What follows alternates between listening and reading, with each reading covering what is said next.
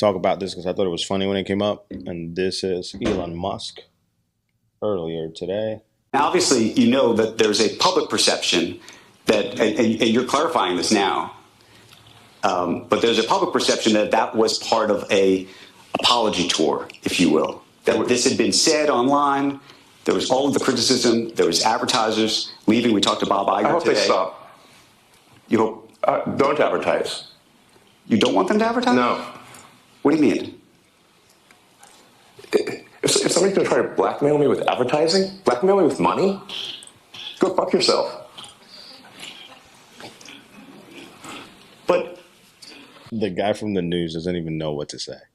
He's like, "Fuck! How am I supposed to react to this shit?" And I think even the whole crowd was confused. It was like, did he say what he just said? Like they're just quiet. On NBC too late. Like, is this live? This is live. It's a summit. So this is like in a conference kind of a scenario. The FCC, fine. Yeah, he don't care about that. Go fuck yourself. Can you, Is that fair? Pause it real quick? But it's because they're not used to it.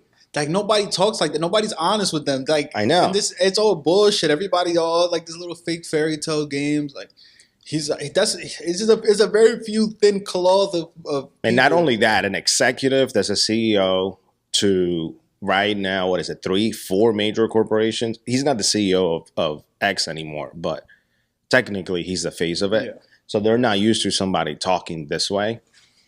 But to me, this is a weird thing because I think there's two sides to this, which is the people that are like, he's going to ruin Twitter because he already overpaid for it. And now he's just pouring it all down the drain.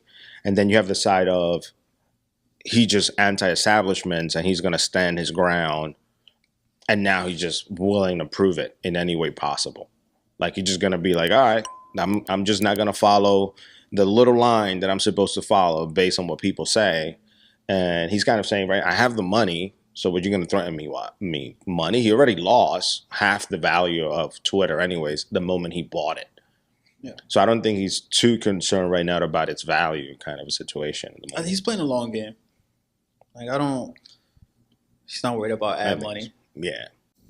I hope it is. Hey, Bob, if you're in the audience. Well, let me ask you then. You saying hello to Bob Iger, the CEO of Disney? Because Disney's been going through their own shit. And he kind of made a comment earlier in the same summit about Elon Musk. So that's why he kind of called him out. That's how I feel. Don't advertise. How do you think then about the economics of X? If part of the underlying model, at least today, and maybe it needs to shift, maybe the answer is it needs to shift away from advertising. If you believe that this is the one part of your business where you will be beholden to those who have this view, what do you do? F-Y. I understand that, but there's a reality too, right? That is its reality. Yes. No. I mean, Linda Yaccarino's right here, and she's got to sell advertising. Absolutely. So, totally. No. Actually, what this advertising boycott is going to do, it's going to kill the company. And do you think that and the whole world will know that those advertisers killed the company, and we will document it in great detail. But those advertisers, I imagine, are going to say, we didn't kill the company. Oh yeah. They're going to say, tell it to Earth. But they're going to say, Elon, that you killed the company because you said these things, and that they were inappropriate things, and that they didn't feel comfortable on the platform, right? That's what they're going to say. And let's see how Earth responds. It's only 2 seconds left. So okay, that was it. One, I don't know. I don't get why people care so much what he does with his company. It's his, bro. So I'll say a couple things, which I think is interesting. I think what the guy said at the end is valid, which is like, if the company gets killed, based on his words, it's like they're going to kill the company. I don't think it's fair to put it all on the advertisers and other companies. It is going to be based on your decision making. But all right, so he made a mistake. Because I don't really like that he said that second part, because I don't agree with it, because he made the mistake and misspoke on the Israel topic. I don't remember verbatim what the tweet was and all that, but he went out of his way to go try to fix that. And like anytime that he's messed up on something, he's one of the very few people that'll say, "Oh shit, I messed up," and will go out of his way to fix it, which isn't something that we commonly see. Yeah. So I don't like. I would have liked, but once again, I'm not him. I would have been like, if he would have said from the get-go and stick to his conviction of saying, I bought this because I believe in free speech and I'm going to utilize my free speech. And if that hurts people and takes the advertising money away and it means the end of the company, I'm okay with it. If he positions it that way, it's almost saying the same thing, but That's saying, what he said. no, that's not what he That's said. how I understood The what he way said. I understood it at that point, it kind of came across as like, it wasn't my fault. It was the advertiser's fault. And that, I don't think that's 100% true. Like, they both do play a role, but I also do believe if a company doesn't want to invest in your company based on what you're saying, they have every right to do so. What I think is weird is if they say, if you say something different, now I'll put my money in it, because now they're controlling your speech. And that's what that's what I'm saying. Where he went to was them blackmailing him. He didn't say it like if it was just because him saying whatever, I'm just gonna say and do whatever I want and forget the advertisers. No, that's not what he said. It's like, all right, they're trying to blackmail me, so F them. I don't want nothing to do with them because they're trying to blackmail me. Like, if they take the company down, then it is kind of their fault because they're trying to do the same shit what Twitter was doing before. How But it it's not basically their was company. being run through But it's not their company. the advertisers. It's not their company. So that's what I'm saying. If he chose to say, which I think is valid, it was like, hey, like, we are going to be free speech first, and as long as something is not breaking the law, it's going to stay up.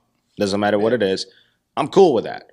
But then But the advertisers aren't. and that's okay. And I believe So they're leaving. the advertisers have the right to just leave too. I don't think there's anything wrong with that. Okay. What I think is wrong is if the advertisers then come back and say, if you change what you're saying, or if you Blackmail. or if you remove this type of content, then I'll go back. Because then at that point you're controlling it. Which is how Twitter was run before. That's correct. Him buying it. Correct. So so I agree with the way that he said it. But honestly, what I think is like I said, he's playing a long game. So I don't think that he like really cares about the advertisers. It's like if he can get to far enough of a point where like he can figure out how to get it to float and maintain and like be a good producing company while like not having to get ad money, then I think that's the solution. I don't even think it needs to be producing, because to be honest, you know what's funny about this situation? The only place where people were able to react to these comments live were right back on X. Like, whether we want to admit it or not, this is the place where the idea exchanges are taking place, where people can go back and forth. It's the community center. And it's the quick one, like the place where things happen immediately, like the discussions and the conversations. Is that your phone? Yeah.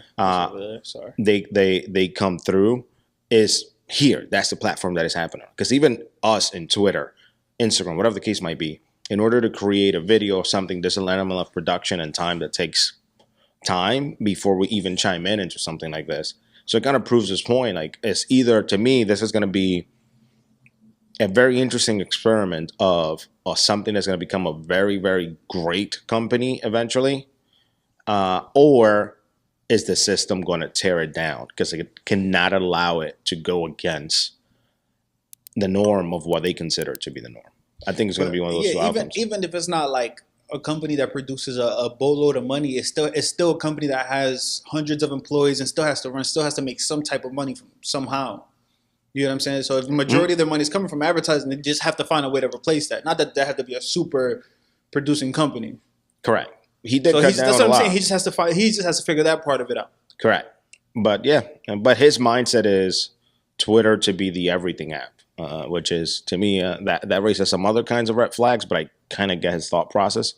Similar to like what WeChat is in China. So it's kind of like going to be more than just this place where you kind of post tweets and stuff. And it's been interesting to see how some even video creators have moved to Twitter and they're getting like hundreds of millions of views and set. So it'll be interesting to see, because I think this is only going to create either competition, because it's going to push the other platforms to either adapt and open up a little bit in their structure when it comes to like freedom of speech, or maybe it proves that the market doesn't want this type of freedom of speech in these private corporations, which I don't think that's a route. I don't agree with it. But does want that kind of, like, the market is different because that can be manipulated. There's all types of people that can push agendas and all types of stuff that can manipulate in whatever way they want. But I think when you speak to the average day-to-day person, we all, like, that's the thing that we love about America is the fact that we can, or at least those that like know how lucky we are to have it. I know, but the way you prove it though is if our eyes start moving away from these platforms and start going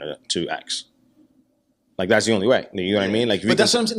Nobody's watching any of these things. Like, this is only a thing because he's there. If anybody else said something like this that was like, I won't say anybody else, but there's very few people where it wouldn't make the news. We wouldn't really care. Like, we're talking about the richest, one of the most popular, richest people in the world. Agreed. That's why we're talking about it. Like, now nobody watches NBC or CNN, Fox, not the way that they used to, at least.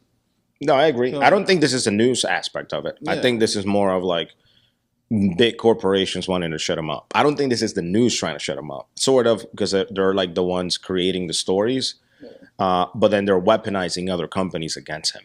And I think that's the reason why he started the lawsuit against the news outlets. But I don't know. I thought it was funny. I like the fact that he is speaking his mind and he's not shutting up about it. Like, he's just being straight up. And it's interesting to see people's reaction when somebody shares how they really feel and they don't play the scripted messaging that you usually see from people in these kinds of scenarios.